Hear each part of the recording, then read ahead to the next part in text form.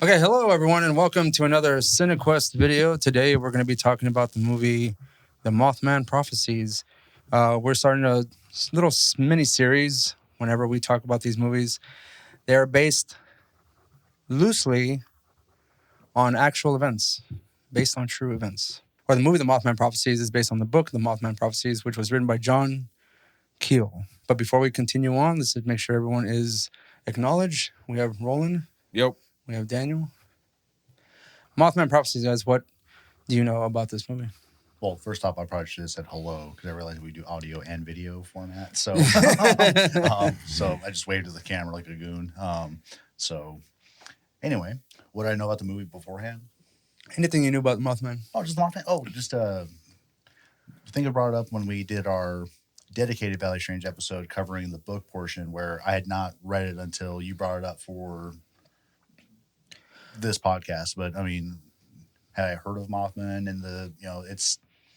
There's another podcast, Chilluminati, that talks about like kind of like sometimes a tier thing when you start getting into aliens. Like you first learn about the Grey Age, then learn probably about like the, God damn it, the Indrid Cole types or like the Right. Anything that has to do with like the Mothman pretty much branches off into other sort of UFO mythology or lore. One thing that the book did elucidate for me was that I didn't really know is that. Just that Mothman in particular is tied to UFO phenomenon. Like you do hear about this with some other flying creatures event, like some lights and stuff. But if Keel's recounting of what all happened during this, 13-month period or something like that he was investigating in total. I think it was 1967. 67 when the book came out, yeah. Right. But I'm not sure around what years it was exactly that he actually did the investigation. Well, I think the book came out in 1970 something, but the actual events took place between, I think, 66 and 67. So I may be just all culminating to the bridge collapse, the Silver Bridge collapse. Yeah. So, what year did the bridge collapse? It was 67. Yeah. Okay. Yeah, so I think you're right. You said it was 13 months. Oh no, he was there for like 13 months, looking into like interviewing people about like MIB that they ran into.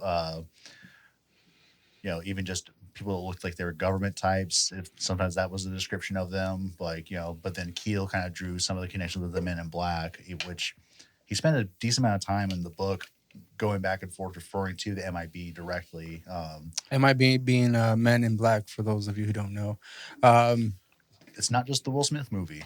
Right. And before I continue, regarding this particular miniseries, this is also kind of a crossover with Valley Strange, our other podcast, which you can find probably a link to in the description below if you're watching on YouTube. But if you are listening on whatever platform you listen to, that'll be in the description also. So yeah, or you could just go to just the kind of the main hub of like MoQuest Studios on Spotify or whatever you're using, and all of our shows should be on there as far as broken up. They should be. Yes. If the website isn't, the website is trash. So. Yeah. Roland, anything you knew about Mothman Prophecies, the movie specifically, or the Mothman? Aside that it was based on the events and occurrences that happened, no, I just knew that was about it. Had you seen the Mothman prior to this? Oh yeah, episode? When did it come out, in 2002 or was it 2002? Yeah. I saw it when it was relatively new. I don't remember where. Probably rented it or saw it on. I don't recall if this was a hit. We'll get to some of those the logistics of that later. But I know a lot of people that I kind of hung around with who enjoyed supernatural, cryptids, UFOs, all that kind of stuff. Really like this movie a lot. Mm-hmm. And to me, it's okay. It's not the best movie, obviously, out there, but we'll get to some comparison, contrast between the movie and the actual story itself. And Daniel, I'm pretty sure you have some words regarding that. Yeah, but curious to hear. Like, as I was what you guys talking to you earlier, we were getting set up. Like, I think this is going to be way less of a negative, just ranty thing for me. But when I first, just watched it the other night and went, I hate this. Janelle thinks that I set myself up to not like it beforehand. Maybe. But I really think just because it shared potentially like 3-4 things with what actually happened. Yeah. You've got,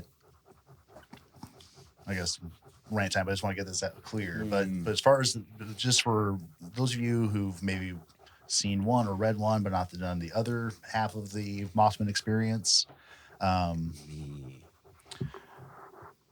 John Keel, or Klein in the movie, is a reporter. Cool. Based in New York. Cool. Goes down to Point Pleasant. Cool. Has potentially interactions with the kind of like alien deep throat guy, Andrew Cole. Right. But I remember it being a less cat and mouse in the book than it was, but probably for Hollywoodization of the story, just make it a little more exciting. Like this is a Well, I mean, you could probably say 5. The bridge collapse. the bridge collapse, yes. Yeah. I was trying to remember just a few things, and there was a person named Mary there, but she wasn't a cop. Like Okay. I thought that was kind of dumb because Before you continue on, we're gonna get to the synopsis of the movie so you can get an idea of what exactly this movie is about. The Mothman Prophecies is a 2001 film based on a nonfiction book written by John Keel and published in 1975. The film follows our titular not a hero journalist John Klein, aka John Keel, played by tough guy never cry Richard Gere, who experiences a tragic event when his wife Mary, portrayed by Sigma Lib Deborah Messing, dies off early in the flick from a brain tumor, but not before she's had visions and, here we go, the Mothman. Sometime after her passing, John experiences an unexplainable incident while driving on the road. Referred to a loss of time incident, it ends with him somehow bizarrely appearing in Point Pleasant, West Virginia in the middle of the night, and then his car breaks down. Thus begins our adventures in Mothman encounters, unknown figures lurking in the dark, strange prophetic phone calls, and maybe a crazed townfolk or 3, culminating with the tragic Silver Bridge collapse. But our not hero John is able to save local officer Connie Mills before she drowns to death, solidifying, and this cannot be stressed enough, not a hero status, and maybe getting some lovin' or arrested. But we all know that Officer Connie was the true hero all along. great synopsis, Ray. Wow. Yeah. Hey, that was. It is informative, wasn't it? Entertaining too, if you will. Yeah, and you had to go Feels back that to your way. house to go do it, and had us like zoom in and did a little watch pause it. and stuff, That yeah. was All came together like a nice. So yes, initial thoughts on the movie.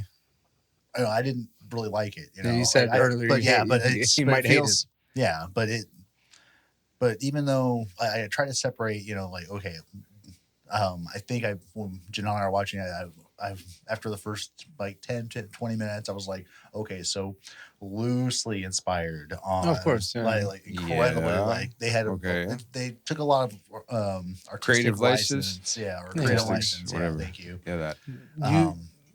They had to make John Keel, John Klein, Richard Gere specifically interesting, but put him in scenarios to get him to Point Pleasant, because the actual way John Keel got to Point Pleasant isn't as exciting. Yeah, but the So- thing is, I think that it would have been What a was neat thing. Okay, so How did he get there then? So- What's the difference? it's not clear during the events of Mothman Prophecies, the book, that John Keel was ever married at any point. Like, Okay. so the wife dying, of brain cancer, But she kind of like had some visions of a Mothman character. yeah, and so that's the jumping off point. But I still think that the You're still talking about the book, right? we're talking about the movie. Oh, what the well, sorry, movie my did. relative. The movie did Yeah, and I'm regarding talking the about book, relative as far as the jumping Yes, off but point. I mean, because in how- this specific moment, you're just because that doesn't happen in the book no. again, where Right. he's not. No, and actually, I think that the possibly not married.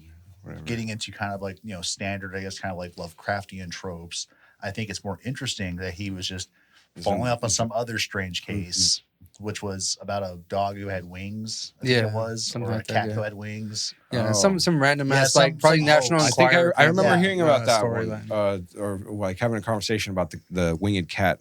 Yeah, at some he, point. but he that you was mentioned he was it. actually doing a story for Playboy, and That too. That's yeah, right. and I not know the we. I Washington know Post, we. like in the movies. But I think the idea of it of a The guy movie. who's just kind of like a I would contract for hire reporter investigator coming into a town and then going, oh wait, there's this other investigator who they replaced with the cop in the movie. Yeah. But she's just like the local, like kind of local busybody slash. I mean, she Oh. worked at the newspaper, but I'm not sure if she was the editor or what she did, or maybe it was one of those small ass rags where it's like, you know, one person could feasibly talk about all the gossip and shit going on in Point Pleasant. She was hoping it was Cat Dog. Gotcha. And then steal a couple of the AP articles that come in, just like all news does now. Man, bear, dog, cat, pig.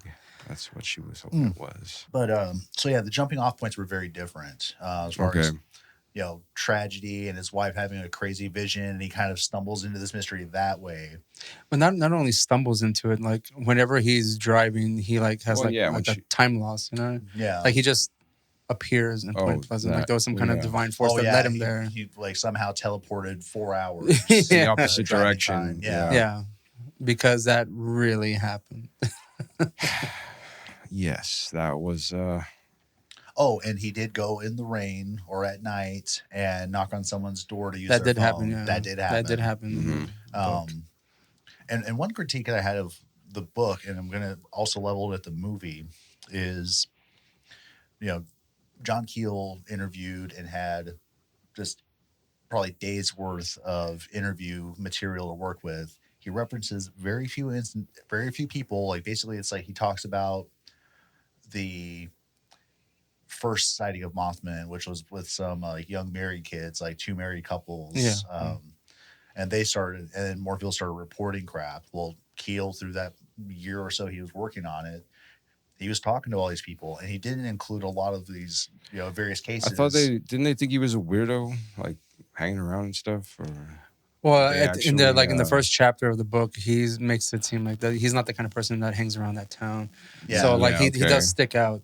Because he's in a suit, he's got a beard, longish hair, right? Where he looks very New Yorkian. That's you know. Yeah. But think about showing up in a full suit to a place where, and I think in the book he talked about how it's more normal, particularly during the time of year, that men wore boots. Like that's just what they wore in that part of the country. So to show having someone show up not only just in a fucking suit, but like wingtips. You know, how dare you bring those shoes here? You're either fed or a weirdo. Yeah. Because in the Coast to Coast interview that Art Bell did with John Keel leading up to, it was recorded on release night of the movie in theaters. Yeah. How everyone local, you know, could just spot like an FBI dude, like. Mm-hmm. And that's another a uniform or whatever. That's another reason why in the book all those men in black were spotted fairly easily. They can even by the truck or the car they were driving. Yeah, like so much so that allegedly they had to change cars because everyone knew what kind of car they were driving. But what was neat though is that, you know, the car switching, probably something that happened, but not really anything that you hear. But I guess these are sustained MIB visits. Mm-hmm. In a very small area, multiple people are getting visited, and it's a small community. People talk. So, but it does tie in where they'd have old, usually, you know, dark cars that were really well kept, but they're like from the 40s. From the 40s, yeah. So it's an anachronism. It's like, what is that doing here? So what you're saying is that you didn't like the movie. Yeah, because I'm just talking about the book. I'm more interested in the cars. Shit. Roland, your initial thoughts on the movie? I mean, the first time I saw it, I just remember I honestly didn't think it was anything about extraterrestrial or any kind of outworldly entities. I didn't know anything going into it. I think some cousins or something put it on and were like, hey, this is a conspiracy thing. Here, look, check it out. And it's like, it wasn't the worst. And that's because I don't care for Richard Gere. It's just, I don't want to see him. It's like always look like he wants to cry or something like that. There's so much emotion and, you know, charred into these scenes. You know, actually, so I'm just gonna jump in real quick because I think this movie would have been better had they still just ran with, you know, because they already ran pretty fast and loose with, you know, the actual book contents. Right. Like we were talking about, there's like 5-6 things that, you know, these things actually share in common between book and movie.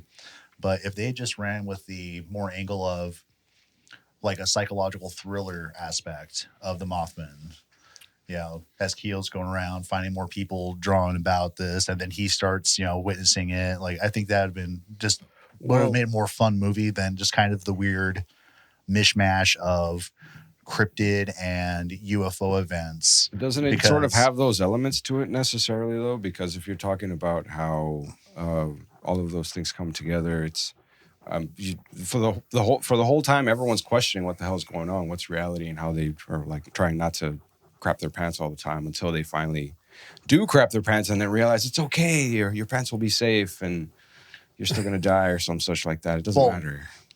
Yes, there is that element, but what I feel with the film, they just kind of just went, the film, yes. We have lose 15 seconds, 30 seconds, we need to fill up. Let's just throw in a random UFO encounter just to put a bow on this. And I know a lot of the times, in the movie, there's a lot of like quick fly in of the Mothman, like kind of like coming to someone and they kind of freak out, which or whatever. I mean, none of that ever really happened. It's just people seeing it from afar initially.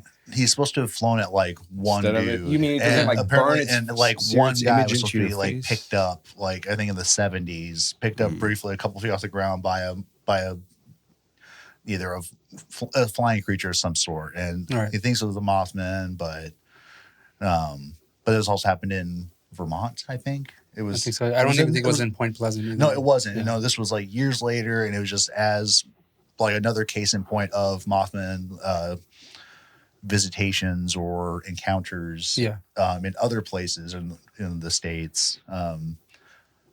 Because as we talked about in the movie didn't bring this up either, which would have been cool if they had some way to do it. But just like after that, no more Mothman sightings in Point Pleasant. Right. Like they haven't happened in fucking what?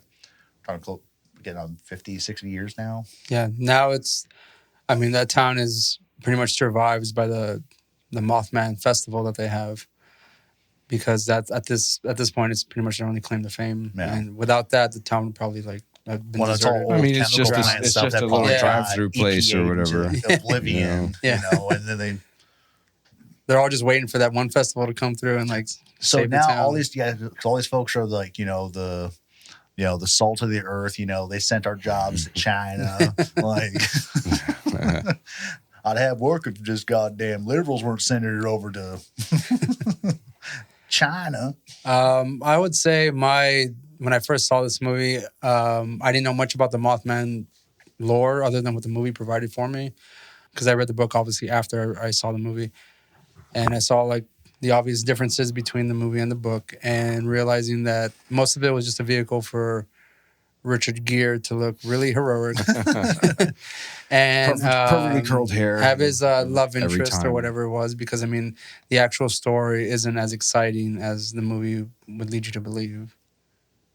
Yeah, but I still think that's not the case. I still think the real events were fascinating. No, I know, but I mean, like, but as far as like, but even if it was presented that way, if they went kind of note for note with the book, I think that would have been really cool. Right, because, but it would have been a lot longer, but there wouldn't have been like too much. There would have been a few characters that would have like continued on to push the narrative along, but just bringing other instances, because when we talked about the book itself, there aren't much Mothman, so to speak, and more UFO and MIB characters. Mind you, that would have been cool and interesting. See, because they could have cut the whole wife subplot thing. Yeah. Like they really could have, because they wasted, 20, 25 minutes just on that little arc, and then maybe another 15 minutes, 20 minutes of film time of him boo-hooing in various ways about like the situation.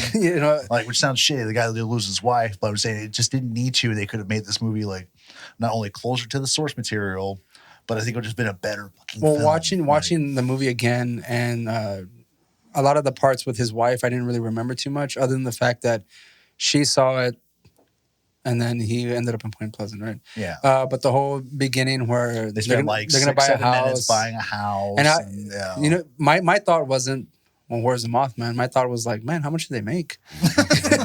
Like how they can sustain themselves just randomly buy a house.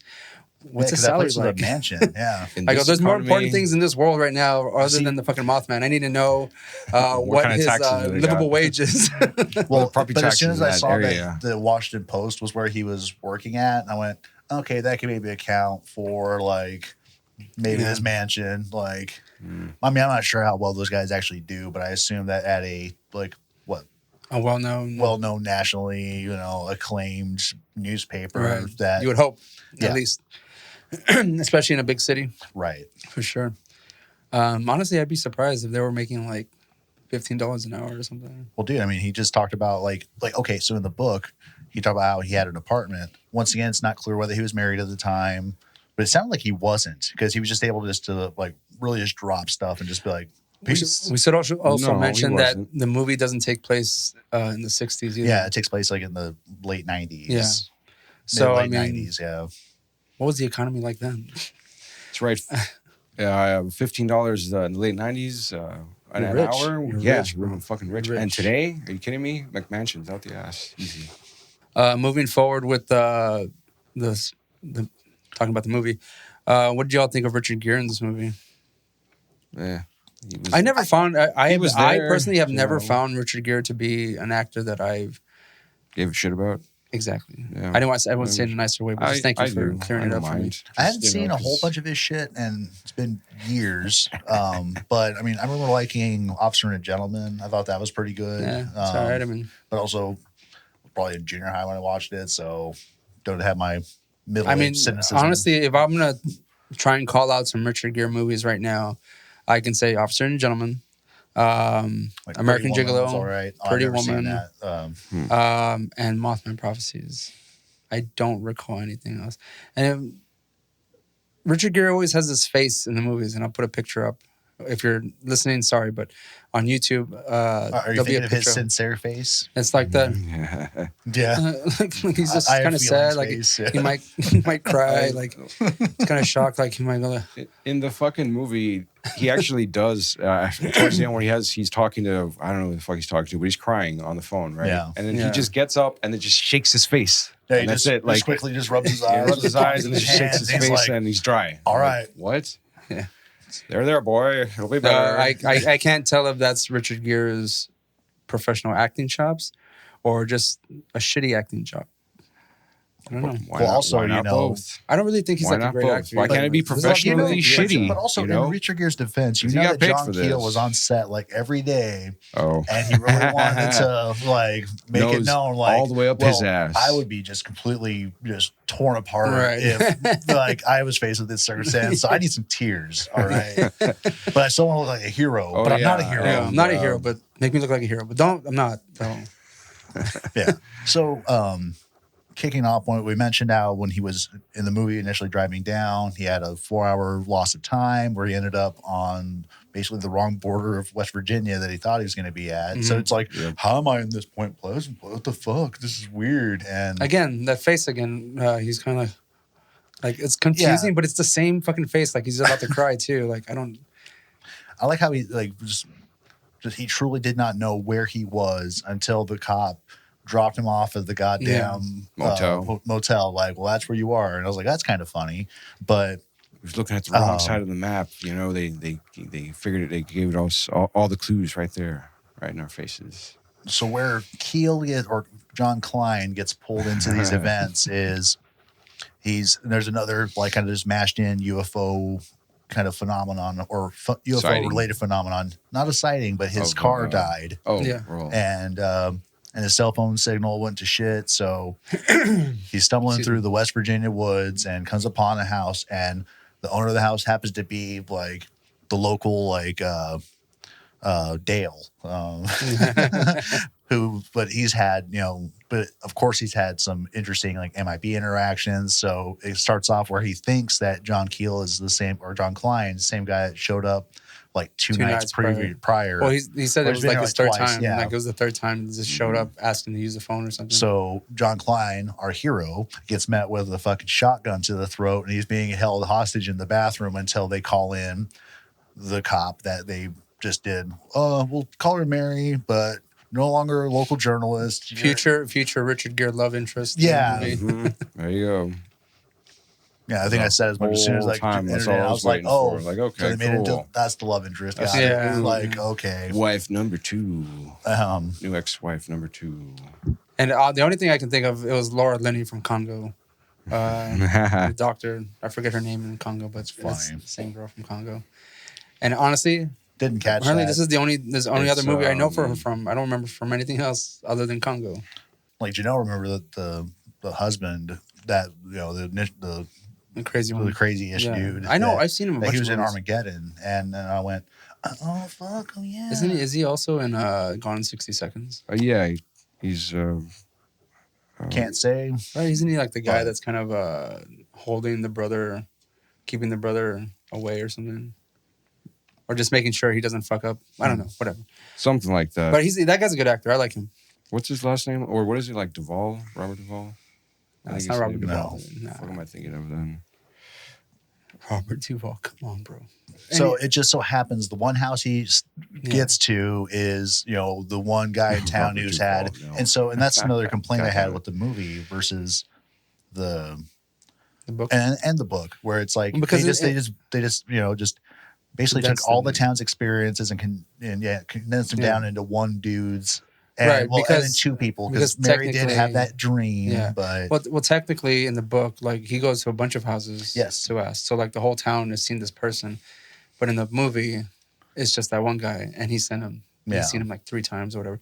So just to make it yeah, so move it along, Yeah, but they could have had, okay, it's not just Crazy McCrazy sitting here that seems to be validating what I think might be connected to my wife being honest. Right. At least show up to a couple more houses, even if you just had just like a montage of just like doors being slammed or whatever. Like, just throw some comedy in there real quick, Already, what song would be in that montage? Taking care of business. Taking care of TCB. Every time I think montage, I think Revenge of the Nerds, put one foot in front of the other. Oh, fuck. Because he's got to go to every household. Cool. Well, also let's go back to like every Karate Kid movie, like or every training scene Yeah. in like those fantastic 80s and 90s era of like See, martial arts that or could- sports films. If they would have put that one bit of comedy in the movie and never addressed that tone in the movie whatsoever, that would have been hilarious. That would have been great. It would have been made the movie worse, but Well, it and still then would have nerds been enjoyable. like us would be talking about it today, going like, "Well, was that like a hallucination thing? Was that something like the Mothman was trying Right. to tell him in code or whatever? Like, did injured Cole come and slip a syringe in his Right. arm, and he had, because it was during like latter part of MK Ultra, so they fucking got a little bit of acid in his system, and Just a little? Are you sure it was just a little? well, for the montage, full blown montage, that would be probably a lot of acid, but like. So, what do you think about how this movie was shot? Like, I mean, it seems like it's shot pretty well. The technical aspects of this movie. All those Mothman Those were really bad. The CGI those was were pretty those I were always absolute thought dog shit. of fucking Terry Gilliam's cinematography style. So then they're perfect. Gotcha. Yeah. Never mind. Come in real Yeah, In which case, yes. everyone like that. I was I just need, like, I need to fucking look into thinking the Terry Gilliam filter on the camera. It's perfect. Fucking perfect. Never mind. You're right. But really, like, I just every time, because there were so many shots like that, not just with Mothman, Luminen apparently invisible to do stuff.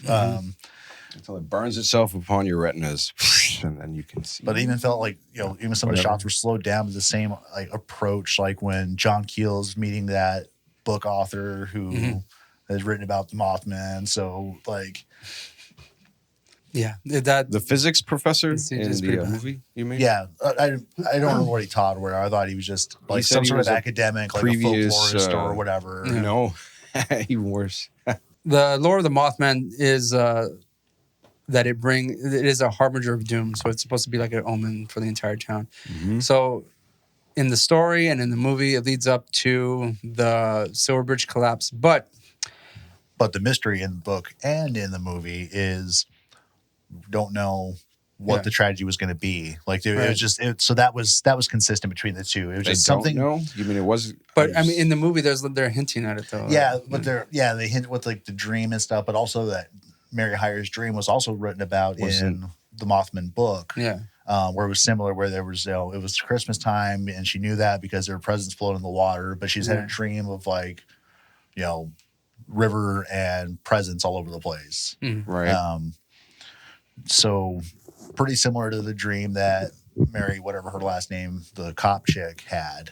So that was pretty consistent, but it wasn't I'm experiencing this like a premonition where it's like, I'm going to go through this. Yeah. Like all the OG Mary just remembered was just like, oh yeah, there was the Ohio River and there were presents floating. And I thought that was weird.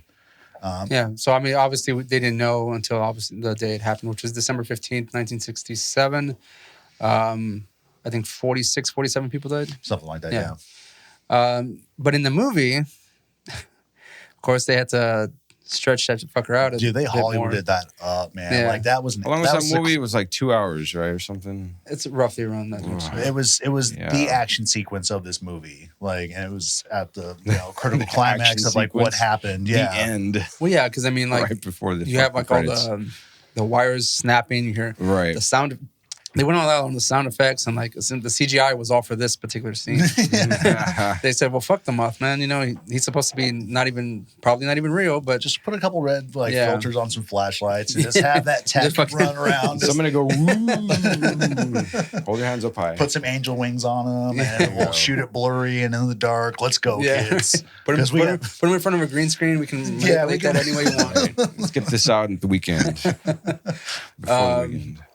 Of course, in the book, John Keel is nowhere near the bridge. Yeah, I don't even know if he was in not town. the hero. No, I think he heard about it as well. It's like everyone else.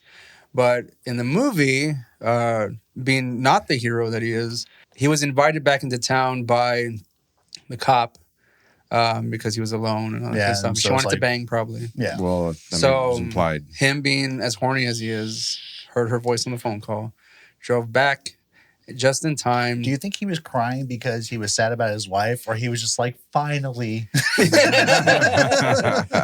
After one whole year. I've been laying those puppy dog eyes on hard. Like, the cop, she's actually in the middle of the bridge when this happens. And of course, even Richard Gere, John Klein gets premonitions that he's like, oh, something's going to happen. Like, you can almost feel it in the movie. So really, there's two Mothman prophecies. Arguably the first with his, wife seeing it, and that was the harbinger of her, like, soon-to-be terminal brain cancer. Mm-hmm. And then the second being related to all the stuff going on in Point Pleasant. Another failure is making it plural prophecies. They could have spent a little bit of time with bullshit where it's just like Indrid Cold tells, they just make up some fucking dictator in Latin America or something, and then just have it, and then have Keel. Like, they had a moment where he's sitting there, drinking a beer at a bar or drinking a scotch or something like that, and then watching the news with the airplane that went down. Yeah, okay, so that's prophecy 3 in there, I guess. Okay, yeah. Right.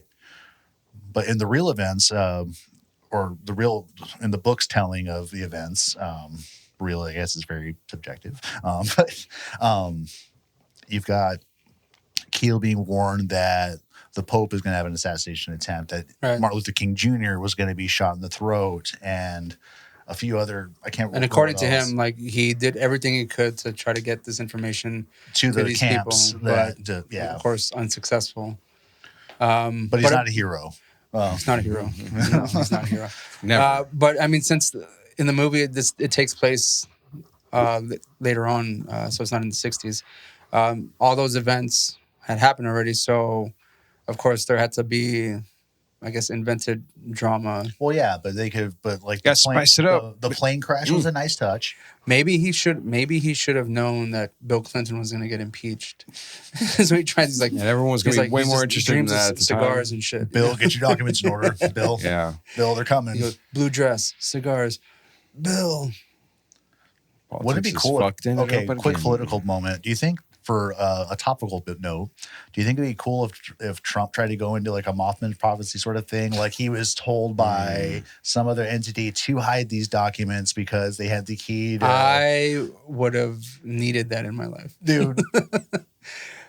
You know what? That would be I'm sorry, hilarious. but like I would need Donald Trump right now because nothing's going right for him right now. Yeah. So just like go for broke and say that some divine monster cryptid fucking thing gave him this information. Yep, perfect. Or something that he had to do. Well, aliens. it would be an angel. It would be an angel. It would be an angel. Oh, even obviously. better. It would be an angel. Even better. And then Donald you know, Trump is proof of new Jesus. Oh, come on, Mr. Trump. That Do would it. be so great. Yeah, I mean, Orange Jesus. It's on the verge. I feel like that's going to be the next step. But well, we just need to get MoQuest Law into the litigation process. Get a little bit of that. Let's go. Got bills can't too. find a cryptid treasonous to the nation, you know. Like, Yeah, I'm sorry. This is under divine authority. Whatever kind of representation they need. And then just immediately be held in contempt and escorted out. It's like- but that'd be good publicity for MoQuest Law. Like, it'd be great, you know. it Like, could be great. publicity's publicity at this point. So, And what if we won? Yeah, what if? I don't know. I nominate Daniel to be the first one up to the chopping block / represented list. Just saying. So basically, we're all gonna get killed. Is that what you're saying? Yeah, well, pretty much. It doesn't end well. It'll be good, but you know, if we're thinking that because we're not heroes. We're not heroes. No, we're not. But we just start writing those like blogs, you know, like all of the former super soldiers and stuff are talking about their experiences in these crazy programs. Like, I was a 12-year-old assassin. Like, my code word was Vanilla Bean. So let's get into, I guess, more depth of this last scene, which is the main reason for the bridge collapse. The one thing I did want to bring up specifically to the not hero, Richard Gere, John Klein, is that once the bridge collapses, he's running to the center of at the point where the bridge has collapsed. And I don't know how he knows that Mary, the cop, Doesn't he? is in the sees water. her vehicle, I think. Does he? Yeah. From that, like he sees it go down? I don't recall him seeing it go down. Like I think he was just, you know, running to go help or whatever. And then, you know, like, saw that she wasn't there. That she went into the drink and Mary would have to be here. It's December 15th. Like, yeah. people are shocked. I made it just in time. The one thing but she had some so on the effects though, it felt like almost like very like Michael Bay. Yeah, the way exactly. that the bridge was saying, collapsing. Like, you know, you had like these huge segments. And I've never seen a bridge collapse, you know, but it was just kind of cool because it was almost like this slow, like earthquake-esque sort of thing where you have like these huge sections of asphalt coming out, which I guess some of that would occur, but I'm just not sure if it's, you know, like almost like shooting up into the air and you're like able to dodge around them. Because I think that if the asphalt's that fucking far gone, then like all the stuff that's around it, like that's still supported, is just going to go next. Yeah. So John Klein probably should not have survived, even make it up to the point where he could see that Mary's car went into the drain. If he'd have jumped off that bridge, no, absolutely. Yeah, but that's the point. That's the part I want to talk about. Yeah. The fact that firstly, she would be dead. I scoffed when I was just like, he's there, and I was like, I didn't remember this part. He fucking leapt off that bridge. I was like, you gotta be fucking kidding me. Yeah. And he just fucking gracefully fell into the water. Right. Yeah. No floated down on one toe and landed. Ding. Yeah. All right, and then here we are. Save some bitches time. Not only that, is able to find her car. Yeah. And still get into it. Did you think it was how far down was how he? easy was it for him to get into the car? Right, he pulled the grate back out from the back of that car just like it was nothing. Well, that was a sheriff's car, right? Yeah. So it's like a cage. Yeah, he gets into the back seat and then he like rips the cage out that's supposed to keep criminals from attacking doing that exact thing. But, he's underwater, so he had that. Right. Maybe he had that like mother underwater with the, strength, like the car on the baby, like strength. Yeah, maybe I don't know. I gotta save her. But like he's holding his breath for so long. It's been a year. I can't waste his time. He's able to see under this dark ass water at night. I just pictured him, dude. You got to see if we can get that clip of him just jumping down, you know, and the whole time he's thinking in his head, "Not a hero, not a hero, not a hero." Splish, you know, like fucking swims through Kevin Costner Waterworld style. dude. It's dark. Oh, There's many cars in there. He spots her specifically. she would have been crushed. Like just falling and She being would have near been- that fucking bridge and going down with it, absolutely fucked. There's I go, no way. what a selfish start asshole with. that he's only going to save this Oh person. yeah, that's the other thing. It's But just they her. nerfed the Everyone else. overall death count too. Like in the movie, like wasn't it like in the 30s or something, like for I actual know. fatalities? And it was like, I have y'all no could have kept idea. that one detail. Like, and 46 is a hell of a lot more people. In like Yeah. 30 is still a shitload. Like Yeah. One is a lot. yeah, I had to okay. say. The loss of one life is It's one too horrible. many. I mean, yes. Let's But not yeah, get into our Joseph Stalin quoting. Okay. So that one scene, like I said, I was like, this John Keel. I remember from the interview specifically How did from Art Bell that he was saying that, oh yeah, he thought it was like a really good movie and stuff like that. Yeah. I was like, it made him look like the biggest fucking hero. Like he jumps off the fucking bridge, saves the cop. I'm like, I bet you he's there with a fucking huge ass smile on his face. Like, Like, yeah, that man, this movie's happens. making me look great, you know? And because already reading in America was definitely on the decline by 2002 when they were like putting this movie out. So Keel's probably sitting there like, these fuckers are never going to read the source material, and I look awesome. royalties? I'm almost yes. certain there's a lot of people that have either seen this movie and they're taking a lot of the information specifically from the movie because it happens a lot. You know? Yeah. Sure. As we did recommend the book whenever we did the actual Valley Strange episode. Oh, absolutely. I'm telling the Cinequest audience, if you are there, to read the book. You know, Yeah. if you want to watch this movie, or you want a little bit more detail or experience from the Mothman and the many things that it branches off into, check out the book because you'll get a little bit more out of it. In the book, John Keel is not a hero. He does not jump off the bridge. He does Yeah, not save the cop. And there's various moments in the book. And there's less when I got through the book like the second or third time that I was like, actually there's not too many like hero moments, but anytime he did something heroic-ish, like going in by himself to investigate like an not- abandoned Here I am going warehouse. in by myself somewhere. Yeah, because like there's some Not a hero. because in the real events that happened or that were recorded, there's a moment where Keel, some like a local cop, I think Mary Hyre might be there, and then a few of the like young people that had a Mothman like sighting, like they're like going to check out this area, and one of the chicks sees something and she goes ballistic. Like she's hysterical. Like they're like, okay, we need to get her the fuck out of here. And I think like one of them saw red eyes. I think maybe like the gal saw red eyes, and that's what freaked her out the most. And there's supposed to be like a loud bang that happened in the warehouse, but Keel just grabs his flashlight and goes in. And then like as he's going through this narrative, he's like, I'm not a hero. But like so it was just kind of funny. And then to see how Though you as a normal individual can take on the Mothman if need Yes, be. exactly. Yeah. Because I'm not a Because you hero. have, but follow. You can follow my lead, my absolutely. example, Yeah, of course. so it's just as I'm not hero. so As there a are some not funny hero. moments, and then to see how Not much of a hero, hero Richard Gere portrayed and as John Klein, like that was just it was. Just I wonder if that was one of surreal. the pitches they gave to John Keel is that whenever they're doing writing the story or there's like moments in there, because I'm almost certain, maybe, I mean, I don't know this for sure, but that they would have given him the script to read, and him seeing all the times that he is the hero or he's taking the initiative to do all these things or whatever. Like he was like, yes, like, yes, yes. Probably. The studio's like, we can't get Yes. rights to Batman, so Let's get this guy. He seems cool. I mean, I hope they save money at least. Well, maybe. Who knows? yeah, but really, this film, you know, Spent it all on Richard Gere. very loosely based on the book that it takes its same name from. The commonalities were listed at the top of this episode. And I just felt like it was just a messy movie. Like they just kind of just jammed in too much.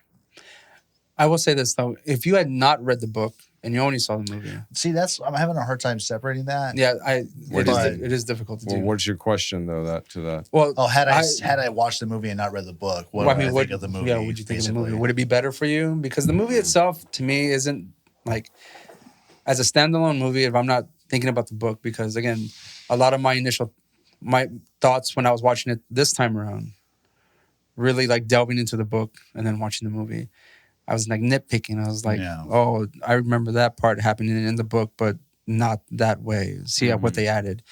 And then, of course, going through and seeing that ending scene and then knowing that John Keel is very adamant about him being not a hero in the book. And then I see that, I'm just like, this fucking guy, man. Well, I mean, chef's kiss at the end, like, as he fucking just spreads his arms and fucking like swan dives. A halo of light shining around him. Well, we were all sitting at the table last night. Saint. Janelle was like, I want to see him. Mention how I had a couple moments or a few moments of course they fucking did that. Yeah. Of course. Yeah. And so I'm really having a hard time just accept it. Keeping that movie as a separate entity from the book. I'm also kind of wondering what drew Richard Gere to this story, because I have not seen Richard Gere in anything. He does like rom-coms, basically. Yeah, rom-coms, very drama type films. You know, like what? This one felt like a little detour from his usual genre. You know what? Maybe this was him trying to find his second act as an actor. Just like, because in the 90s he was pretty huge. Yeah. Have you heard of Richard Gere since? No. He's still living off that Pretty Woman money. And the Channel 4 matinees of Officer and a Gentleman. But yeah, so any other thoughts regarding this movie before we get to our ratings? Yes. Because they think of it like as a standalone movie. It would have needed more UFO for me. More UFO? More alien encounters to make that link kind of known. Because you kind of go in and try to treat it as if it's in a vacuum of there's no other book, just a movie based on that. Like we're gonna take we have these stories of Mothman, we have UFOs associated. We'll try to do something with it. Yeah, just the way they kind of just ham-fistedly put in the alien stuff. I think I would have been dissatisfied, but I would have been cool with like Mothman showed up to this guy's wife and she ends up drawing it and she's like terminally ill. Then he stumbles upon a community where I did like the weird shit, the mystery of like the calls that he was getting. Yeah, it was kind of like a procedural almost. Yeah. And that was kind of cool. Yeah. I like I said, I did enjoy a lot of the bits where I got from the book whenever he's getting the phone calls. Yeah. Mind you, Richard Gere had to ham it up a bit and get real dramatic about the whole thing. Because the way I get it from John Keel is that these are just phone calls that he got and they were strange. Yeah. But there wasn't anything other than that. So with the they phone did mention call injured Cole in the movie as well. So yeah, the injured Cole was apparently the contact point for the crazy McCrazerton shotgun guy in the film. Yeah. But they could have had more weird phone call stuff because that was another theme that came up in the book where they were talking about how there are people that knew him that were making calls to other people asking about Keel. But when he actually gets a hold of the people, it's like, dude, I didn't talk to you, but you called me talking about some weird shit the other night. Yeah. And he's like, well, I never called you. They could have thrown in a little bit more of that instead of just every once in a while, Andrew Cole knows where the fuck he is and gives him a ring to basically play cat and mouse-ish. Yeah. Roland, I'm interested to hear from you as far as what you thought of the movie, considering you didn't necessarily read the book, but you have some very base knowledge of the Mothman Prophecies. Sure. Yeah, you listen to us rants and then also just... I watched Men in Black and the horrible sequels. And even the one with the... Chris Thor? Yeah. I haven't seen that. No, I haven't seen that at all. Not that far. Sorry. I forgot about that, actually. Ugh. No. Men in Black International, right? Yes. I think that's the one. They had a cartoon, too, I think. They did. Which wasn't half bad. So what did you think about the movie itself? I really wanted to like it, but pretty much didn't for most of the same reasons you did. I thought it needed a lot more UFO stuff. It really just... Because either it just comes off more as so I thought it was interesting, or the reason I mentioned before when you started No, it wasn't you. Sorry, it was you when you mentioned the psychological aspects of this and how it didn't quite fold into what the movie is actually presented as. That is to say, extraterrestrial stuff. I actually thought it was more of one of that than. You Like know, a psychological sci-fi. thriller kind of just thing? straight Yeah, just psychological thriller. That could have been cool. And they too. could have taken their Kmart version of Jacques Vallée in the movie to go into like, you know, oh yeah, not only people have these visions of the Mothman, but then like bring a little bit more of the alien stuff there because, you know. I mean, if there was more information there to start with, yeah, I'd absolutely love to. Because Keel later became a fan of like kind of like the. I assume there was kind of like their, you know, maybe putting words in the dead guy's mouth, but like it seems like they're ultra terrestrials, like, you know, like as these windows for paranormal shit to happen. He's the gateway spook. Well, no, he just talked about like he called them windows, but it was basically just like where I guess the veil between like dimensions or realities was weak, and so you had a lot of stuff going on. So is that where they get the idea about it following? And flap areas are an extension of windows. These phenomenon following what is it? Areas of crisis or whatever in different regions.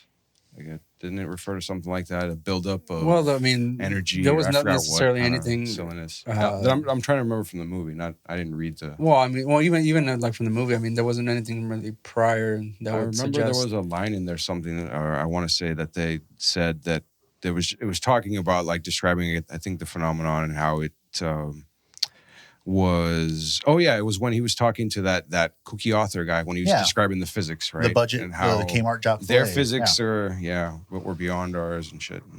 Yeah, so but like they could have just given that guy like 2 more lines of fucking, you know, just content just to make that link where it's like, okay, this seems to be a real phenomenon, but there's also very interesting psychological aspects to it, which a lot of ufologists have like talked about.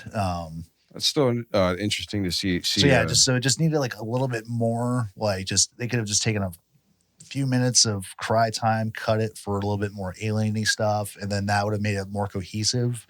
Versus just like, oh, there's like a cryptid that can fuck with your mind. It's hard for me to believe. It would have been cool at least to like even see like hints of like Men in Black. Situations in the movie. Oh, sure, absolutely. That would have been awesome. Even if they didn't address it necessarily, just kind of like an Easter egg kind of thing. Undertone. Yeah, like Easter egg thing. Yeah, like, you know, have a couple just extras do walk on things in suits coming up in an old vehicle, and like they'd be like across the street from the cafe that John is sitting at or whatever. Like that would be fucking cool. Like just.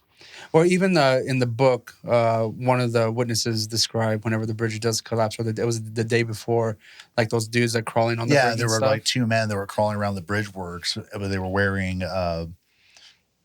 And once again, what we talked about early in the episode, where like everyone in the area wore boots, and so to see someone not in boots, they automatically going to stick out like a sore thumb. What was very peculiar about the bridge investigator guys was they were wearing like flannel coats.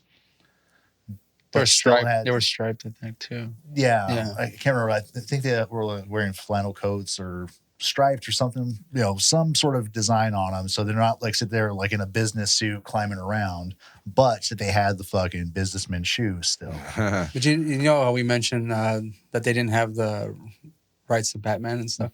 Imagine that after the bridge collapse and the movie ends, right? Let's say they just ended it after the bridge collapse, right? Because that was technically the culmination of everything.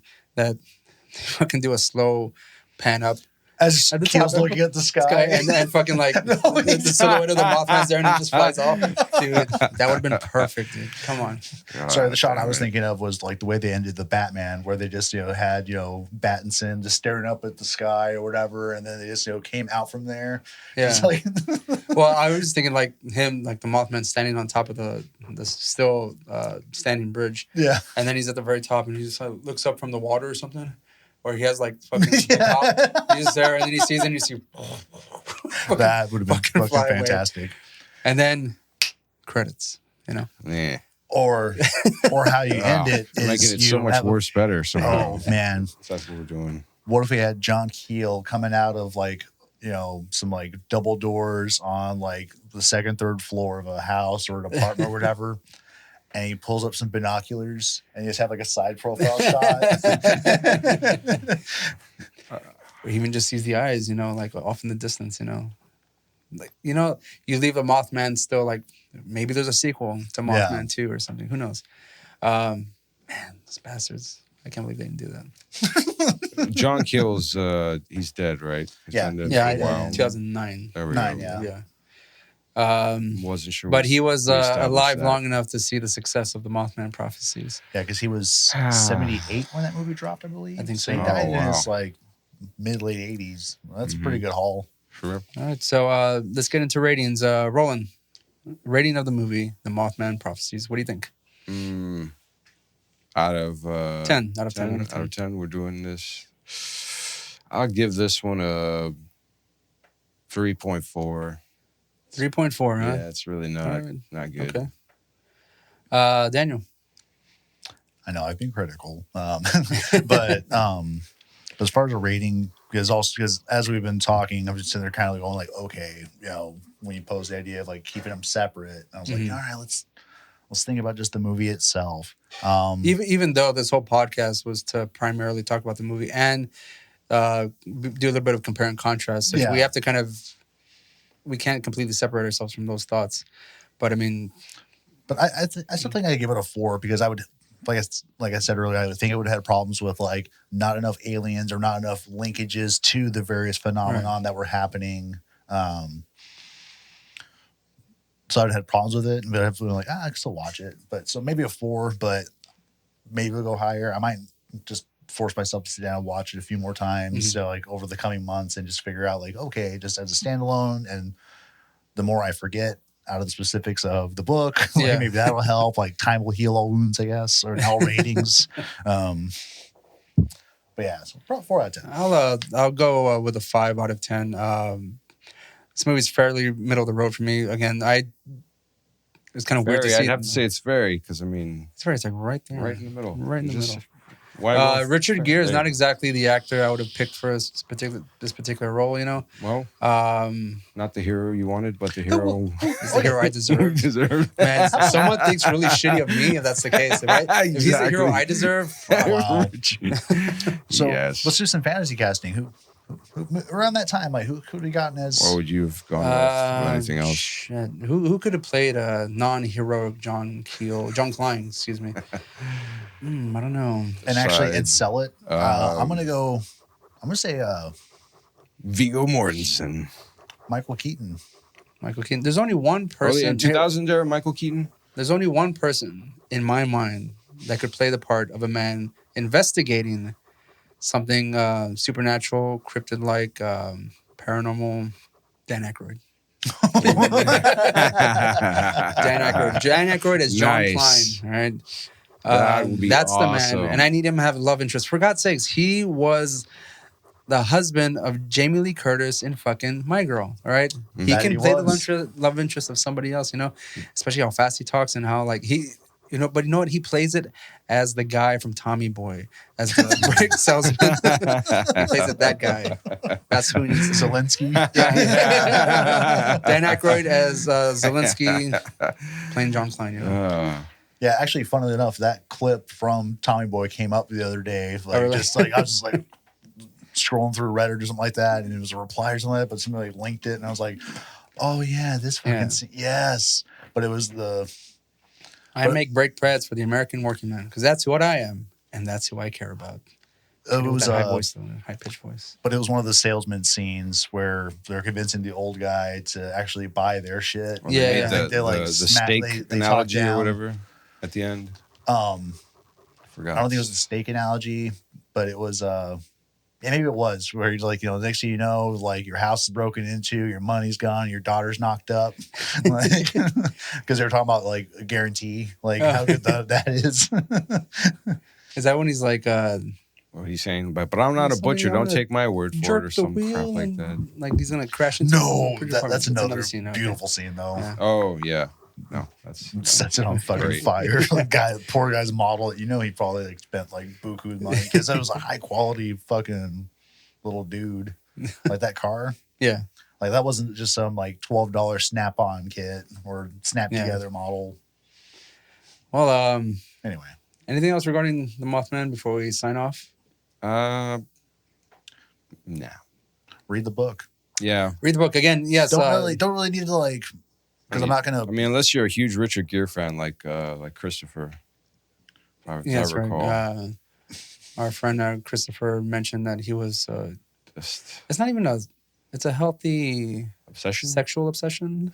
Healthy. What? Richard Gere? Non-sexualized obsession. No, No. Okay, just making sure. Probably is. You're right. It's like Daniel's. It's okay, man. Patrick Swayze's Man Crush Mondays. You know, this is Richard Gere. There you go. Hey, Crush Monday. this is the Sways boys. Like, oh wow.